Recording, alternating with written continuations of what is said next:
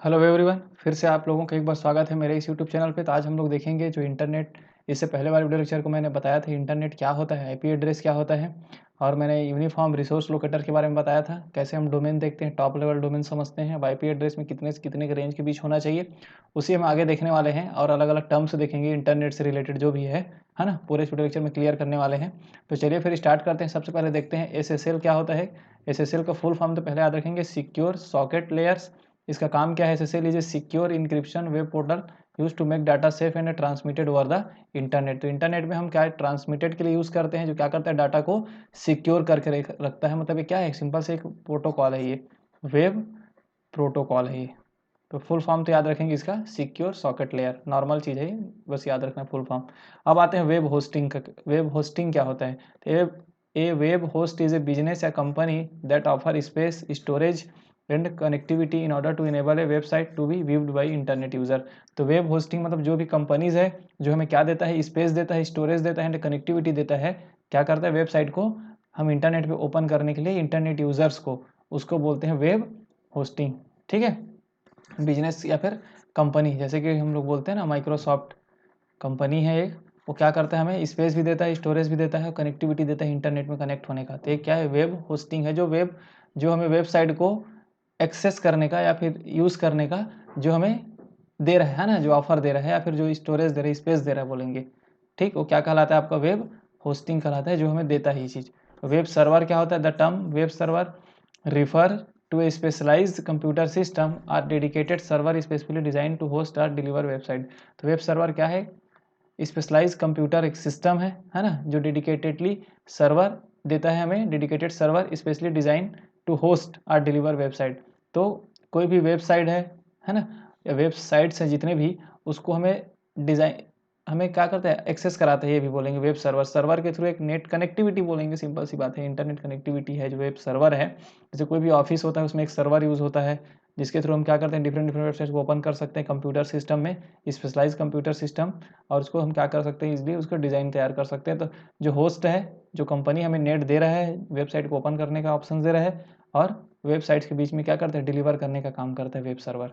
Normal वही चीज़ है जो हम ओपन करके देखते हैं नेट में। ठीक, हाइपर टेक्स्ट मार्कअप लैंग्वेज, जैसे कि मैंने इसका फुल फॉर्म बताया था, HTML, और एक मैंने बताया था HTTP। तो सिंपल पढ़ लेते हैं। Hyper text markup language is the programming language of web pages. देखो, तो वेब पेजेस मैंने बताया था, वेब पेज क्या होती है, इससे पहले वाले वीडियो लेक्चर्स में जो हम वेबसाइट के अंदर जो ओपन करते हैं ना, वही कहलाता है आपको वेब पेजेस। तो वेब पेजेस के लिए एक प्रोग्रामिंग लैंग्वेज है HTML, है ना। Command your web browser to display text and graphics in.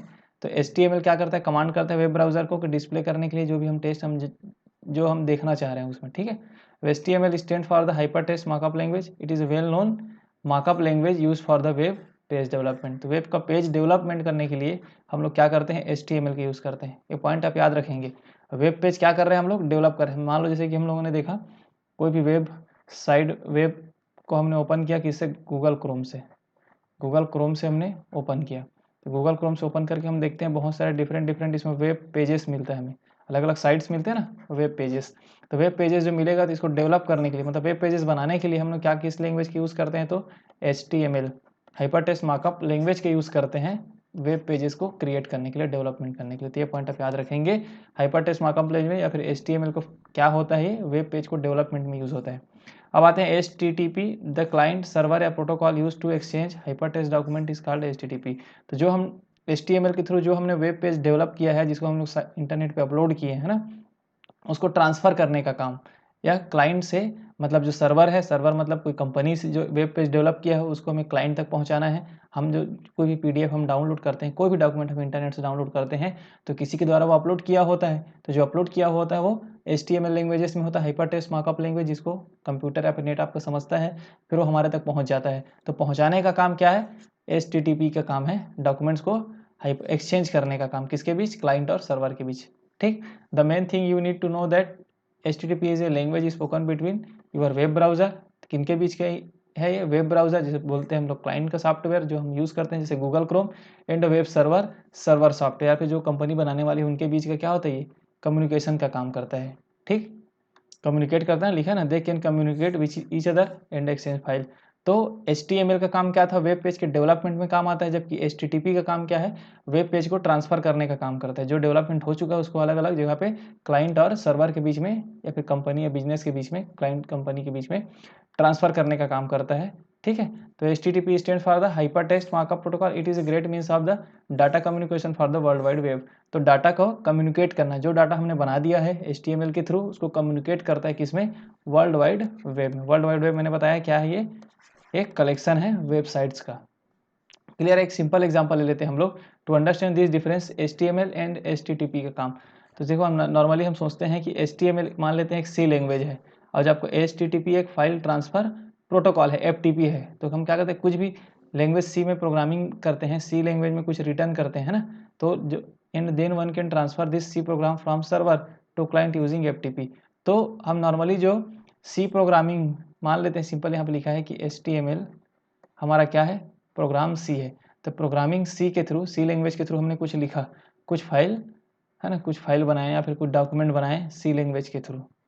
तो डॉक्यूमेंट जो बनाने का काम है कौन कर रहा है, ये आपका HTML है। मैंने बता दिया development of pages.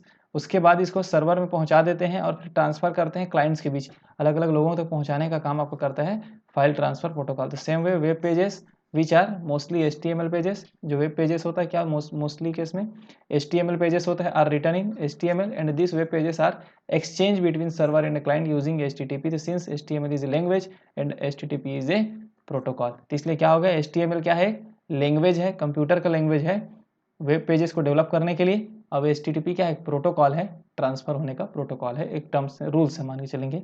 They are two different thoughts related बता दिया मैंने। ठीक, अब हम कुछ कुछ जो छूटा हुआ था उसको हम लोग देख लेते हैं। जैसे कि एक LAN है, लोकल एरिया नेटवर्क, ये क्या होता है, which is the server that your computer connect in your geographic area. हम अपने एरिया में कुछ नेटवर्क जनरेट करते हैं ना, जिसे हम राउटर, जिसको बोलते हैं हम वाईफाई या राउटर बोलते हैं, चाहे आप ऑफिस में हो चाहे आप कॉलेजेस में हो, एक राउटर यूज़ होता है, एक सर्वर यूज़ होता है, उसको बोलते हैं लोकल एरिया नेटवर्क।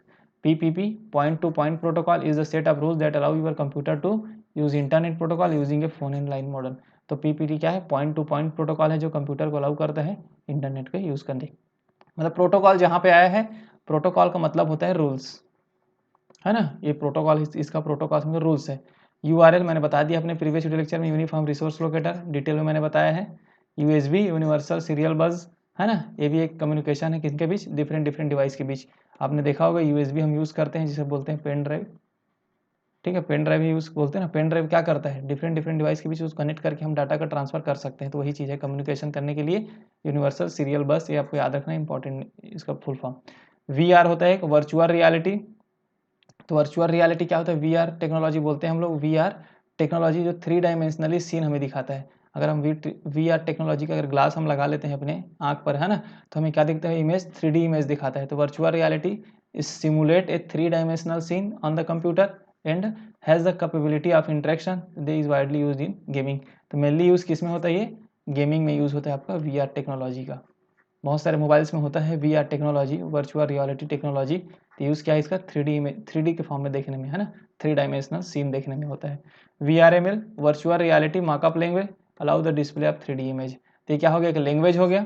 तो लैंग्वेज हो गया मतलब ये जो VR वर्चुअल रियलिटी जो भी हम सीन 3 डायमेंशनल में देख रहे हैं उसको डेवलपमेंट करने का काम कौन करेगा, VRML virtual reality markup language. क्योंकि वर्चुअल रियलिटी बनाने में, उसको करने में जो लैंग्वेज का यूज़ होता है वो आपको कहलाता है VRML virtual reality markup language, है ना, डिस्प्ले 3D इमेज को और देखने का काम क्या है आपका, वर्चुअल रियलिटी होता है। VR टेक्नोलॉजी का यूज़ करके हम लोग देखते हैं। तो जो टेक्नोलॉजी का यूज़ करते हैं उसको डेवलपमेंट करने के लिए VRML बोलते हैं। ठीक, तो ये सब पॉइंट था इंटरनेट से रिलेटेड, मेन पॉइंट था, मैंने एक्सप्लेन कर दिया है ना। तो आप क्या करेंगे, इससे पहले वाले वीडियो लेक्चर को भी देखेंगे, इंटरनेट होता क्या है, IP एड्रेस रिलेटेड क्वेश्चंस आया हुआ है, वो भी आप समझेंगे। तो ये हो गया हमारा आज के वीडियो लेक्चर के बारे में। अगर आपको वीडियो अच्छा लगता है तो चैनल को सब्सक्राइब कर दें, वीडियो को लाइक कर दें और ज़्यादा से ज़्यादा लोगों में इसको शेयर कर दें। ये सब इंपॉर्टेंट हो जाता है आपका ICT बेस्ड हम जो वीडियो लेक्चर सीरीज कंप्लीट कर रहे हैं उसमें। ठीक है, मिलते हैं नेक्स्ट वीडियो लेक्चर में नए टॉपिक के साथ और समझते हैं आगे का वीडियो लेक्चर कैसे होता है। ठीक, थैंक यू वीडियो को देखने के लिए।